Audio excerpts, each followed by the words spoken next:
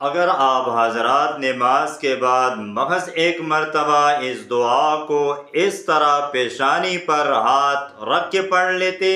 تو کیا فائدہ آپ کو ہوگا، آپ حیران رہ جائیں گے۔ رسول پاک صلی اللہ علیہ وسلم کی حدیث ہے کہ اللہ کے رسول صلی اللہ علیہ وسلم جب نماز سے فارغ ہو جاتے تو اپنی پیشانی پر اس طرح ہاتھ رکھتے اور فرماتے: بسم اللہ الذی لا